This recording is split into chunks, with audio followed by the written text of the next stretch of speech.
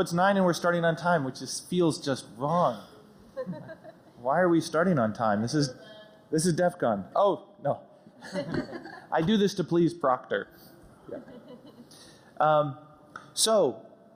We've got a number of people on the panel here. I want to just introduce you to them briefly. They'll get plenty of opportunity to talk. And then I want to give you a little background, and then we're going to take off. So on the far end of the table, we have Corbin Souffrant from Leviathan Security. And then we've got Jennifer Granick from the ACLU, superhero to hackers around the world. We've got, who's next? Runa Sandvik from the New York Times. We've got Pablo Bauer from the Brewer. I'm sorry. You know, it's funny because I've only read your name. I've never actually said your last name. From the Donovan Group. Mark Rogers, a.k.a. Cyber Junkie. And then Chris Krebs from CISA. Okay, so why are we here? DEFCON is about building community, and I'm always looking for another opportunity to either build bridges, or build relationships, or solve problems. Just like we started DEFCON in China to build bridges with hackers in China, because they're just like us trying to hack shit.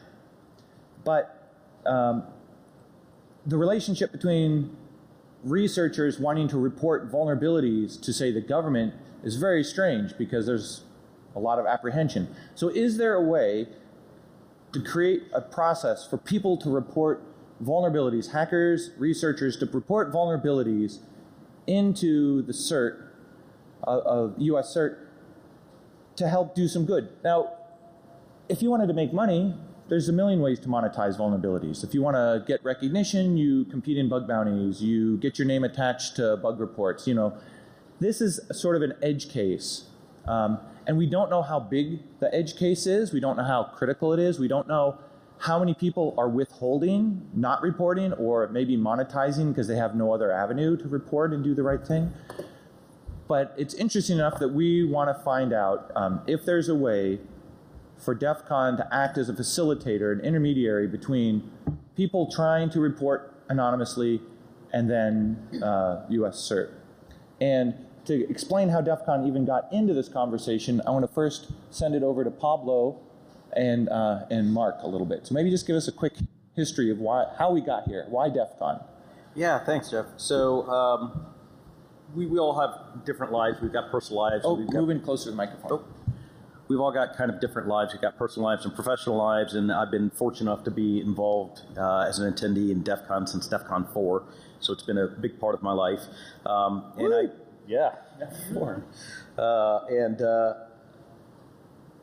Because I've been in the community for a while, people in the community will occasionally reach out to me and say, hey, look, I know this thing, and I don't want to explain how I know this thing, or I'm afraid of the repercussions, but somebody should do something about that.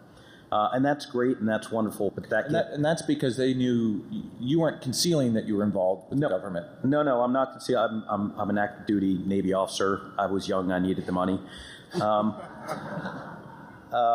But because I've been in the community for a while, and I've got friends at the Community Trust, and so myself and my partner at the Donovan Group, JJ Snow, got to think, we said, well, you know, we can do something about this. We can have a long-term impact. And so we called on Mark, who kindly volunteered his time for about 2 years to come down and help us kind of scope how this could happen. How could we link the hacker community to a national CERT? What kind of assurances would the hacker community need? How would those technical implementations happen? And what projects exist that we could leverage? By the way, is there an open source thing that we can contribute to as a show of good faith? And so, Mark, do you want to? So then Mark gets a call. So then Mark comes down. Narrator voice. Yeah. So hopefully most of you know me. I am a hacker. I've been a hacker all my life. I consider this community my family. And so when Pablo reached out and said, this is what we want to build, I immediately had some concerns about how could we do something like this? This is a really interesting and challenging problem. And if there's one thing that hackers like, that's challenging problems.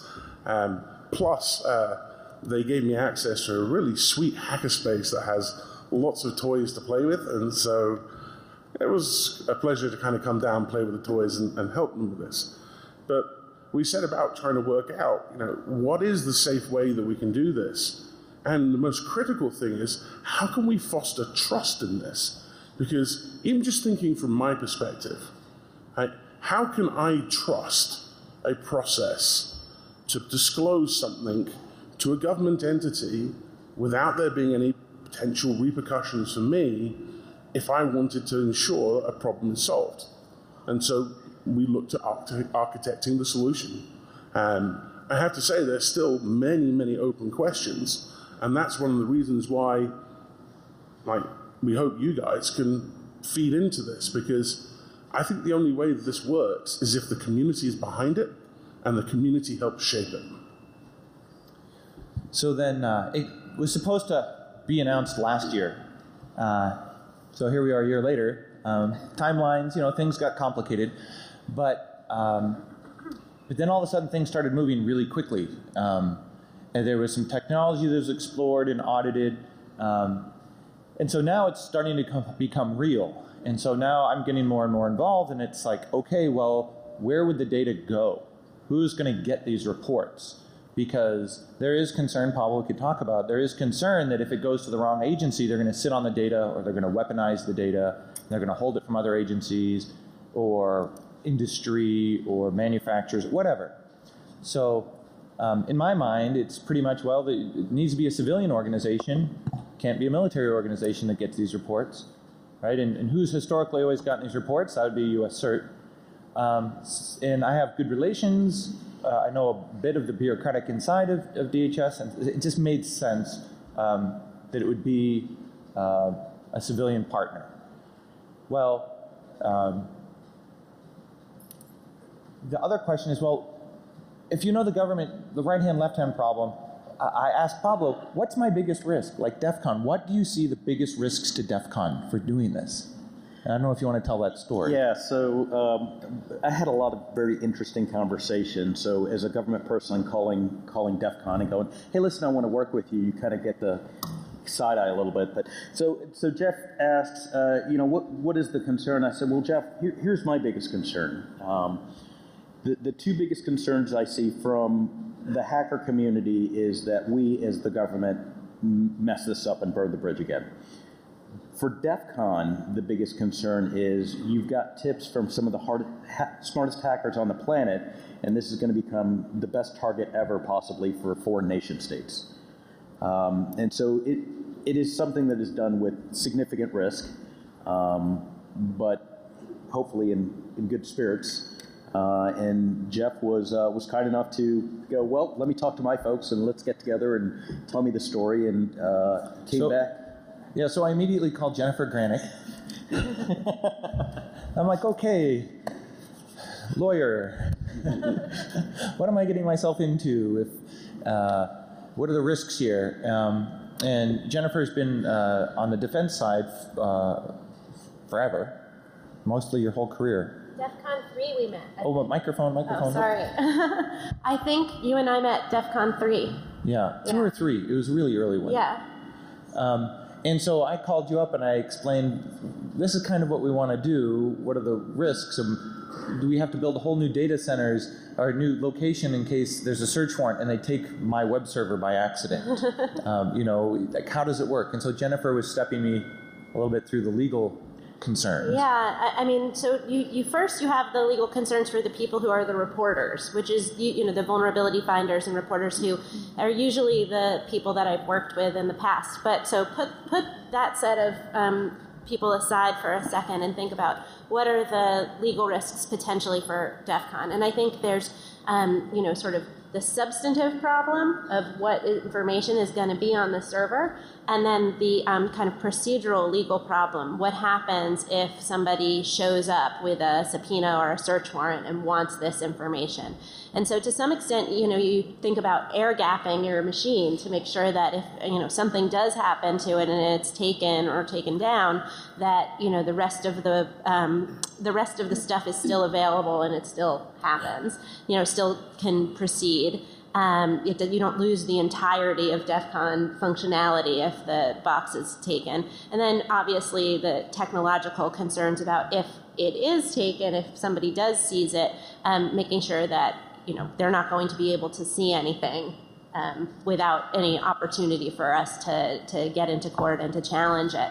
But I think one of the problems is that search warrant authority goes from people in the smallest towns or police officers in the smallest towns in America all the way through to international organizations, and so you need with varying levels of sophistication and understanding of the goals of a vulnerability disclosure and of how the legal process ought to work. So you've got to be ready for responses from all those sets of people. And then I think there's the substantive problem, which is what kind of information might people put on this particular box. It's going to be vulnerability information is going to be very attractive as a target. There could be people giving sort of information about their coworkers. I think so-and-so is a spy or something like that. Is that defamation? If we give that to the government, what's the issue there? And then, of course, one of the things that, as a privacy lawyer, we see a lot is contraband information, usually child pornography. So you have to be careful and have a process in place for how you're going to deal with, if you're going to see the information, how you're going to deal with all of that.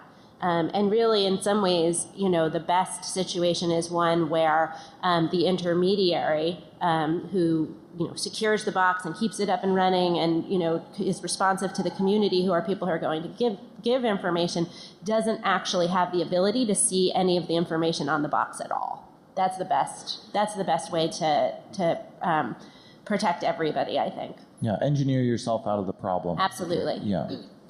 So I want to get to Chris, but I want to first go to Runa, who's I don't know if it's responsible, but highly involved in operating the New York Times.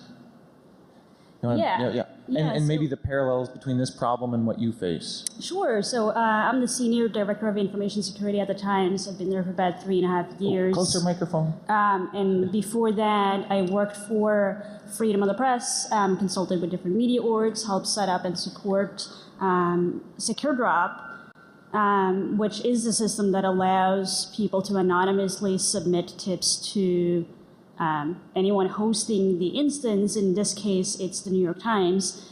And so back in 2016, we found that there was no way for a source to contact the New York Times, the newsroom, full stop. It was a case where sources had to build relationships with reporters and establish that level of trust and then agree on a method of comms before they could communicate or before the source might be comfortable sharing info.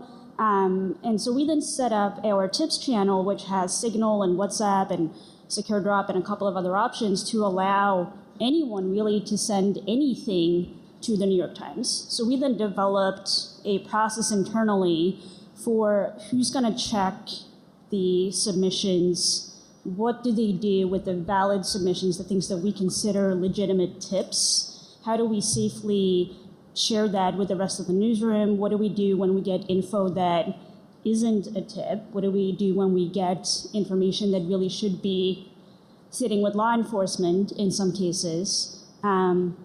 And really built that out and have been running that very successfully now for about 3 years. And before that, I think back in, I want to say 2015, the Tao Center for Digital Journalism did a survey of, I think, a dozen media orgs with Secure Drop to sort of answer the question of, is this system actually helpful? Are you getting legitimate tips? Are you getting valuable data from having the system? And I think back then, everyone said yes. There was sort of like a yes, but I am also getting a lot of crap. And I think it was Gawker that said that we actually get far more just crap and memes and images that we don't want to see, but having the system is far more, like the value that we get from it does outweigh getting all of that crap in the first place. So then, after talking with everyone, I was thinking, okay, there's something here. There's probably a benefit to the community. The risks can probably be engineered out or managed. Now we need to talk with who could be a possible partner. And I think that's when the conversation started with CERD and NKIC. And so I want to introduce Chris Krebs, who's going to talk about it from the other perspective, having this sort of brought. So can we be interactive here? Yes. All right, let me ask a question. Show of hands. Has anybody heard or know what CISA is? Those that work for me don't count. All right, U.S. CERT, show of hands. All right, better. So U.S. CERT is CISA. CISA is the Cybersecurity and Infrastructure Security Agency. We like security so much it's in our name twice.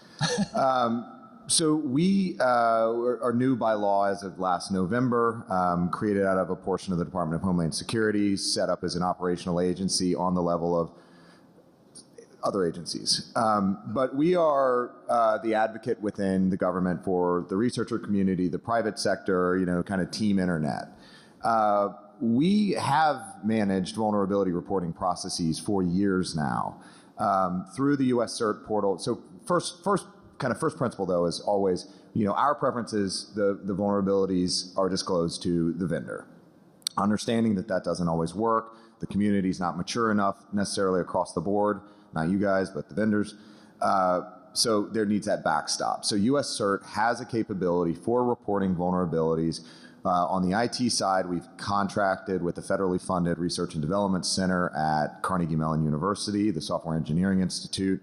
They run the CERT CC process. So you go there, you enter all the information, it's anonymous. As far as I know, we've never had a breach or spillage or any sort of disclosure. I think this year through June at least, we've already managed or triaged almost 8,000 vulnerabilities. So we think we have a process that works. Now, the challenge here is that I've got a numerator. I don't have a denominator. I don't know what the potential for vulnerabilities reporting. There are still clearly through this conversation, or at least very much potentially through this conversation, some that still have reluctance to engage with the government to have these issues addressed directly with the government. There needs to be some sort of arbiter.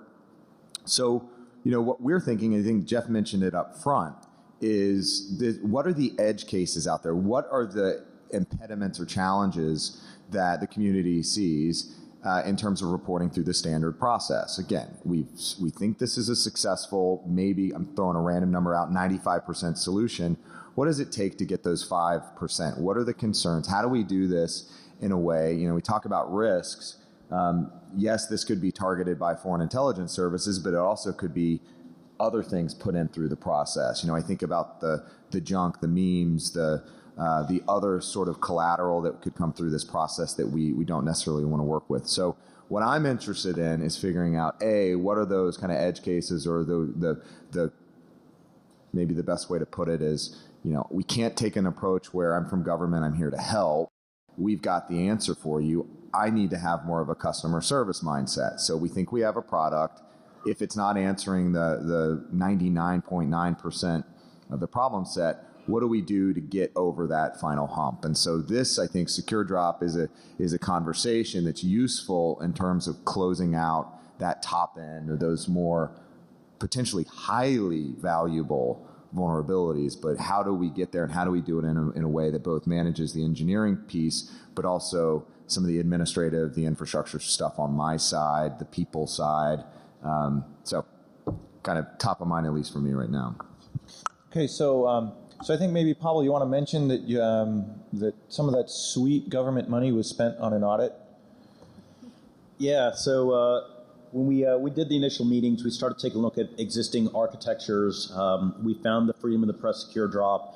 It was open source. It had been tested. It had been in use. And so we were able to convince some government partners to fund a code review. We wanted to be very transparent about this. We reached out to Freedom of the Press, who cautiously, nervously took my call initially until they were sure that we were transparent, and we got linked up with their dev group. We paid for a code review that we asked Leviathan Security to do. We shared the report with Freedom of the Press and the dev group. We said, here are the things that we found. Here's how much money we've got to contribute to dev fixes. What would be your priorities? And so between Leviathan and the Freedom of the Press Development Group, they set out the priorities. They filled us in on some improvements that they've got coming that they hadn't announced yet. And so they said, don't fix those. We've already got fixes for those. We'll take the other fixes. And so Leviathan went through and worked right through the GitHub.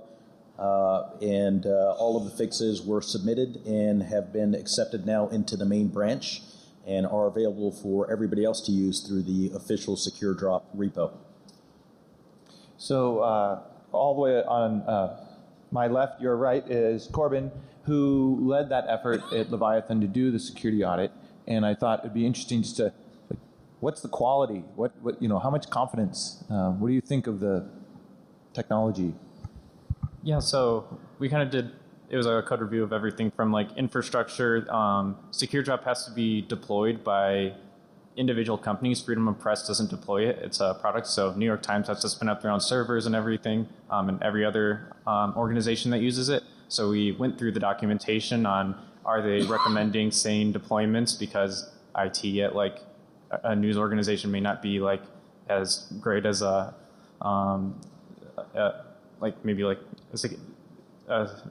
regular company. But so we went through that. We looked through the cryptography to make sure that are things being submitted actually being submitted securely?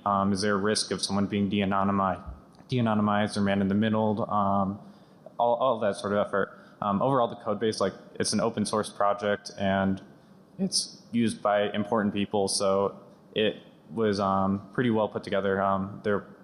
We didn't come across any like remote code execution or anything critical like that. And as Pablo mentioned, after we submitted the report of our findings to to Freedom of Press, we then went and made some contributions back. The biggest contributions were they were wondering how they could securely delete files, because you don't want someone to come in with a subpoena, take your servers, and just forensically grab everything off the disk and figure out what was submitted.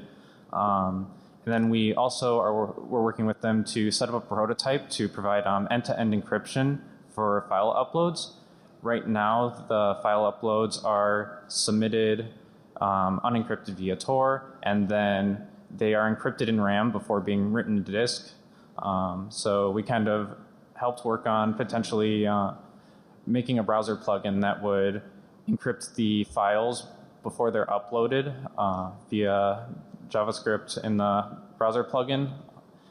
One of the interesting things about that is a browser plugin can execute the signed JavaScript without forcing you to enable scripts on the browser. So it's a way you can have JavaScript encryption without risking someone man in the middle in your connection and throwing a malicious JavaScript encryption thing up there. And Freedom of Press wants to work in the future to potentially get the browser plugin that can do that, maybe built into the Tor Firefox bundle eventually. But those are long-term plans, and they're kind of looking at what would be the best solution for end-to-end encryption, because it would be worse if it was something that made it less secure. So that's sort of what we were working on as far as that goes. Okay, so I want to really spend a little bit of time getting questions from the audience, because the point of this was pretty much a community consultation, but we had to get you up to speed with what we've been thinking. So I don't know if anybody does have anything else to say. Should we go to questions? Does anybody have anything? Want to do questions? Let's do questions. I think, do we have a microphone somewhere? Team Goon. No? I don't think all of the microphones got put in this early. So if you do have a question, yeah, stand up and kind of shout it, and then we'll repeat it so everybody else can hear it and can get into the recording. So, raise your hand. Anybody have a question? If not, we'll keep, okay, this gentleman over here.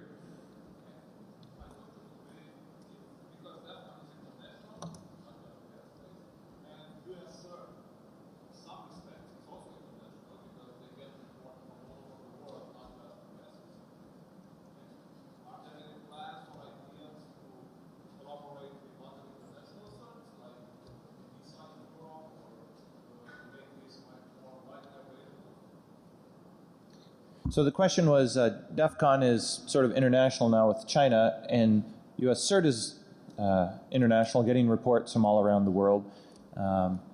Is there any potential future for either sharing or working with, say, European certs or others, if that was it? Pablo nodded his head, and I was thinking, well, absolutely. I mean, cert-to-cert relationships across the world, we don't differentiate. Again, certs are, if you look at some of the norms that have been agreed to across the country, certs are that kind of DMZ, that space that is protecting the overall ecosystem. So, first blush, at least right now, again, still working through some of the thornier policy and legal questions, but I think that's ultimately where it has to go, because we're not just talking about U.S. vendors. We're talking about a global community and set of companies that will need to coordinate these things and do handoffs and things of that nature. But there's likely, again, getting into the thorny policy principles, you have to think through what are the implications of sharing with certain states or countries that may not share our same system of values, and what are our triggers and thresholds to walk through that process. But I'll pass that down the line. And I'll say, in an ideal world, the hacker community is a global community. It's not just a US community. And so whatever ends up being built has to support that global community. And yes, that means there are significant challenges ahead in terms of how we handle certain things, how things get disclosed, etc. But that absolutely has to be a priority. Go pile on one piece here. My ultimate concern is when we receive vulnerabilities, we do not turn around and share those with the intelligence community for exploitation. We have a bias, a heavy preference, and almost an argumentative and posture within the federal government on disclosure. And that will be one of the considerations when you think about some of the nations and states that we engage with. How are they going to use this? What are they going to do with this? And what is that, again, what is the arbiter? So maybe that's one of the pieces to think through is can DEFCON play a role in facilitating some of or at least oversight of some of the engagement? Okay, let's do another question. Anybody? Okay, this gentleman in the front, and then the gentleman in the back. Yeah. Dave.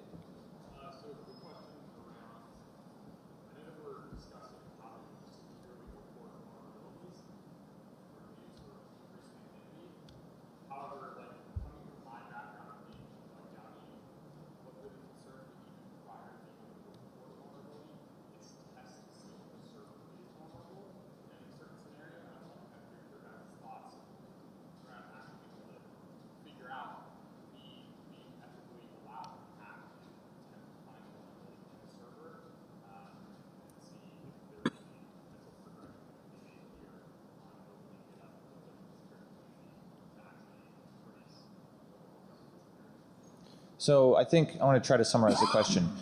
He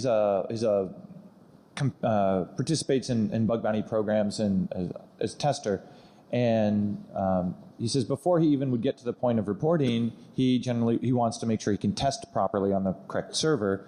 And so could this system or something similar help in the future enable test of government systems to sort of make sure before you report that it's feasible? So I mean that's not contemplated in what we're talking about. I think if you're a tester, you don't have a problem being identified reporting, and so you'd probably go through all the normal Hack the Pentagon or other existing programs. And if you have a problem with a specific technology used by the government, maybe you'd be able to test that technology somewhere else, because we're not necessarily interested in the threshold of you have to reproduce it so we give you money. It's more like we want to know if there's a problem. Is that it? So what I was going to say is bug bounty programs have a very clear set of rules of engagement, and there's an implicit invitation to come in and look at that infrastructure and find stuff. This is to cover these edge cases. Like, for example, there are edge cases where people just through normal operation will find vulnerabilities or will find hints of vulnerabilities. And we're definitely not inviting people to go and hack infrastructure to find vulnerabilities that are not covered by bug bounty programs. But what we're saying is, if you find something or if you see something, we want to give you a channel so that you can disclose it and so that it can be triaged. Hey, Jennifer, I can see you chomping at the... I'll just add that, you know, the legally riskiest part of vulnerability disclosure is research, because of the legal rules that either arguably or definitely limit what you can do with somebody else's box or somebody else's data. And I think that, you know, there are other means out there to report vulnerability information, but one of the things that anonymity can do is protect, you know, good faith testers by not allowing them to report, but without actually revealing their identity. I would say that, you know, it's always, you know, if you can, it can be a good idea to consult with a lawyer if you're planning something that is potentially legally risky with somebody else's machine or somebody else's data.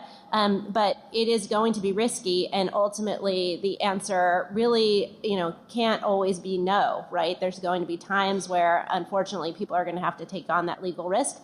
It's good to do it with the benefit of a good consultation ahead of time.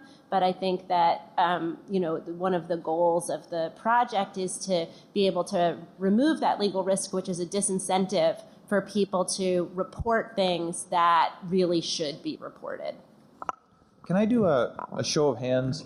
Well, this might de-anonymize you, but anybody in the audience, do you think a system like this would be remotely useful, or you can see its use or utility? Show of hands. Well, that's actually more than I thought. So there's a quick question I want to ask as well, which is, I've been a security researcher for over 20 years, and I have run into scenarios where I have found things just through browsing the internet, interacting with an application, and I've struggled to disclose them because the company has no disclosure policy. Company doesn't have a bug bounty program. In some cases, it was decades before bug bounty programs existed.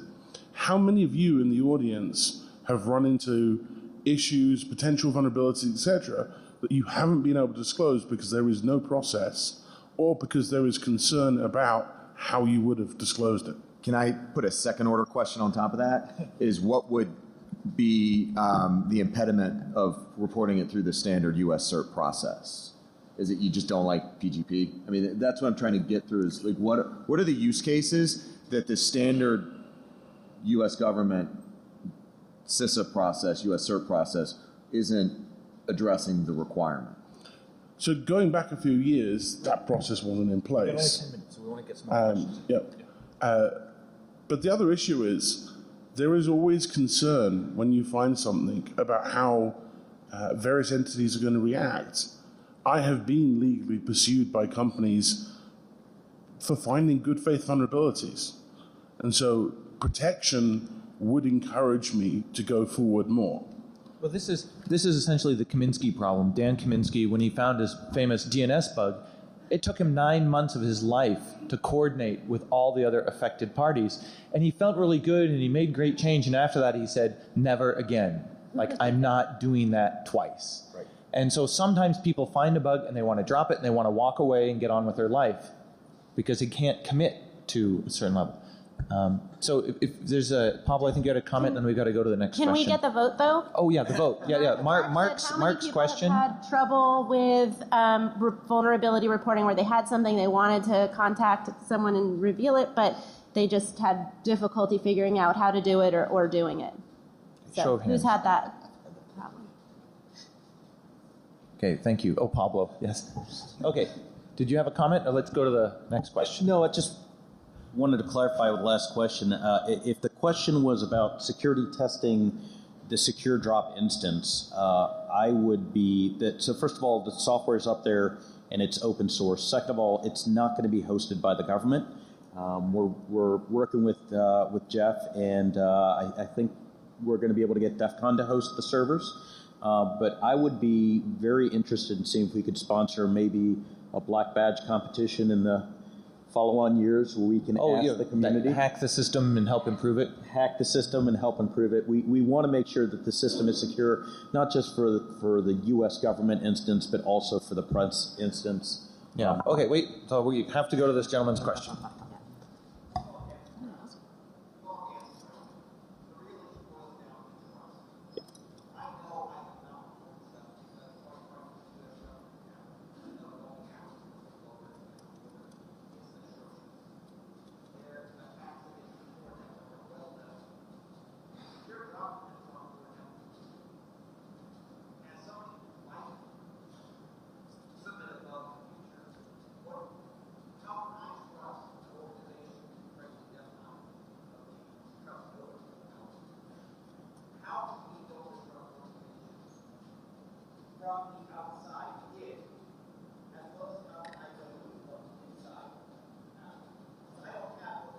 Right.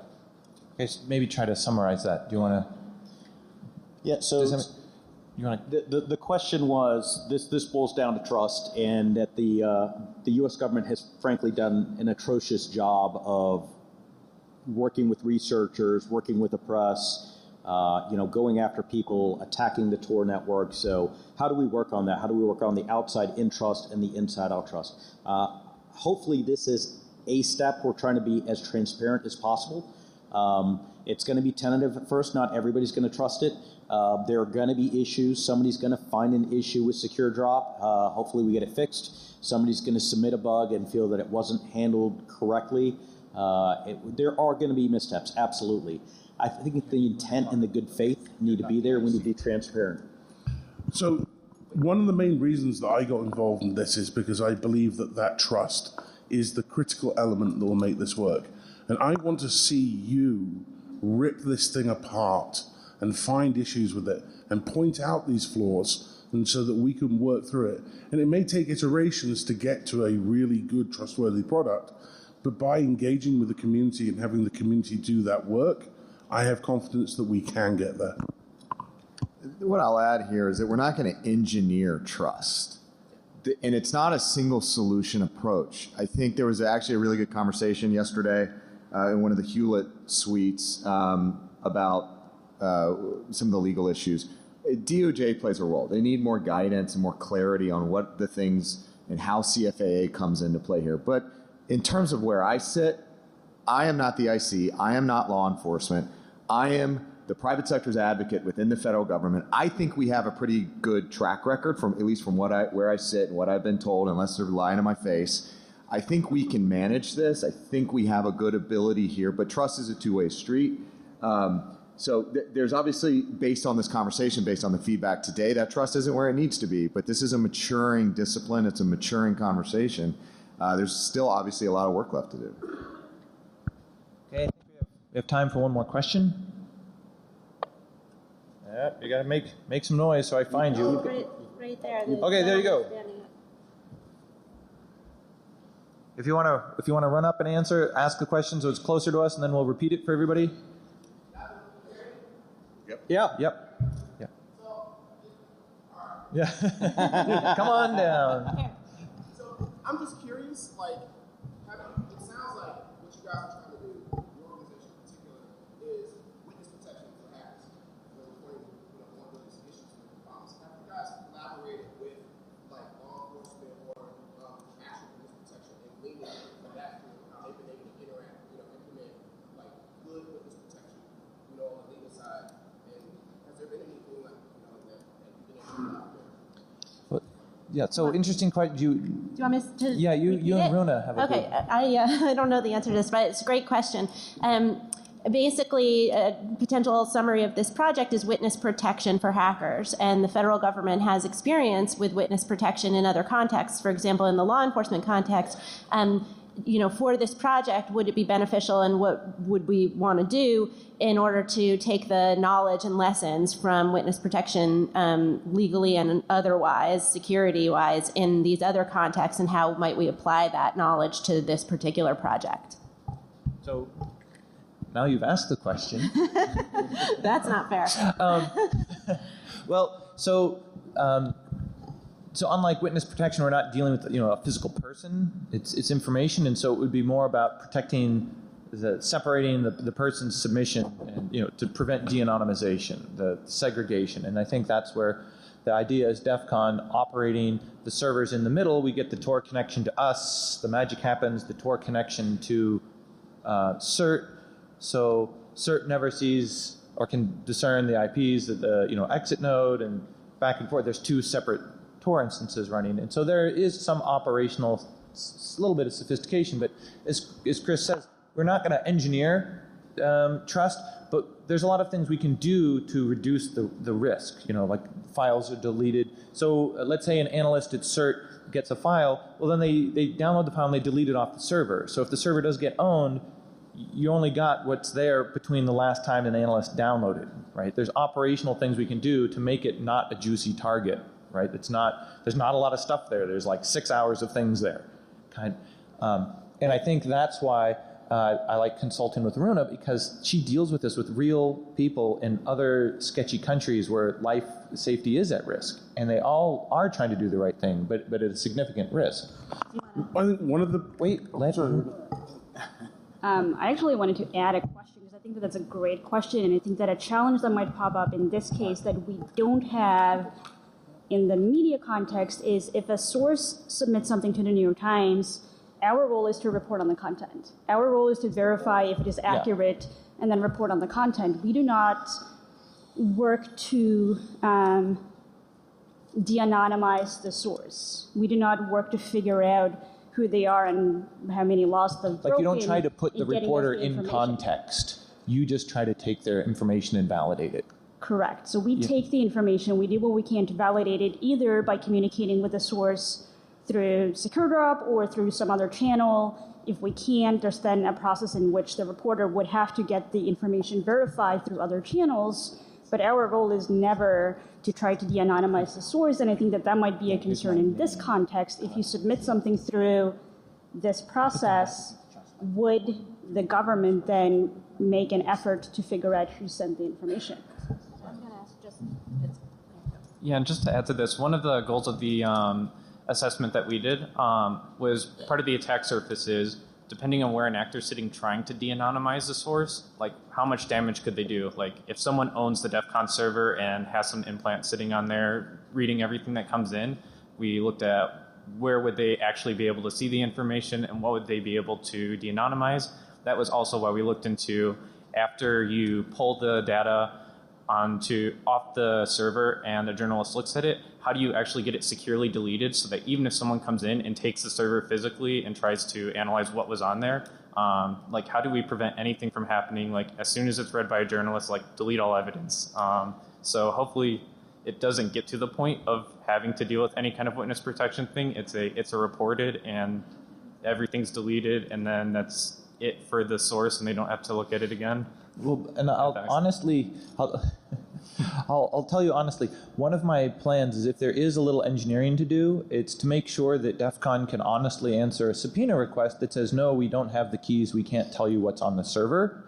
But FBI, the U.S. CERT can. So you part of the government, go talk to you part of the government, and I'm going to be having a coffee. Yeah. Right. The idea is to get us out of the middle if there's an internal dispute. And I'm sorry, Chris, but you might be in the middle of that. Thanks. So we're kind of coming to the end of time. I want to have one more question to the audience. So after hearing this since this is our first ever sort of consultation, after hearing this, obviously there's a lot more discussions we have, but by a show of hands, who thinks DEFCON that we should pursue this? Okay, who thinks this is the most catastrophic disaster thing that's a threat to DEFCON? Okay. Yeah. Well, a threat to DEFCON. Yeah, there's many threats to DEFCON. You're all a threat to DEFCON. All right. So if anybody has any concluding remarks, I think we're done. I just have one little comment, I think, just to kind of sum up. What I think I hear from people in terms of, I see a lot of support, obviously, but what I think I hear from people in terms of concerns is that, there's a heavy reliance on technology to do the protection, the hard work of protecting the community of people who are going to be reporting. But what I'm hearing in the comments where people are of concerns is that technology, you guys know better than anybody else that technology can fail. And there are other things in terms of trust processes, relationships inside the government, governments to governments, having more of an appreciation for the importance of research and less of a punitive approach by law enforcement, and that these other non-technical, human, legal, policy, relationship parts are the areas where people are really feeling some concern and want to make that stronger in order for a project like this to really actually be trustworthy and beneficial to everybody who's involved. That's what I'm hearing. Yeah, and I'd agree with that. I think it's been a good conversation, helpful feedback. I mean, I think if we look at this, the U.S. government's littered with a graveyard of good ideas, and so we need to manage expectations. Do this in a way that maybe is pilot-based, but let's really focus on maybe some of the use cases. I think you guys know this stuff really darn well, and just tell us why. What are some of the examples or hypotheticals where this might be a useful? I mean, obviously in implementation, 1,000 more will come up that we never anticipated, but it's always helpful to kind of scope the issue and start small and spiral it up. All right, well, thank you for participating. We're around, I'll be here all week, around to answer questions, and thank you very much.